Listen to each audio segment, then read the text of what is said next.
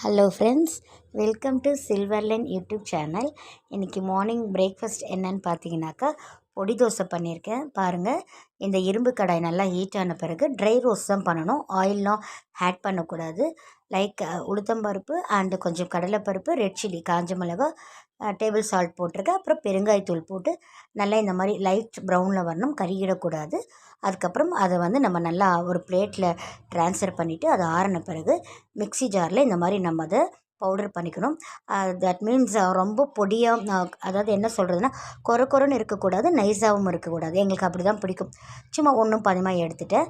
பாருங்கள், தோசை நல்லா ரெடியாக இருக்குது. அது மேலே அந்த பொடி போட்டுட்டு கீ தான் போட்டிருக்கேன். மாவு பாருங்கள், நேற்று நைட்டு நம்ம அரைச்சி வச்சுருந்தோம். ஸோ நல்லா புளிச்சு எவ்வளோ அழகாக வந்திருக்கு பாருங்கள். இதை வச்சு தான் நம்ம இன்றைக்கி எல்லாமே ரெடி பண்ணியிருந்தோம். நான் அந்த ஒரு தோசை மட்டும் தான் வீடியோ எடுத்தேன், மற்றதெல்லாம் எடுக்கலை.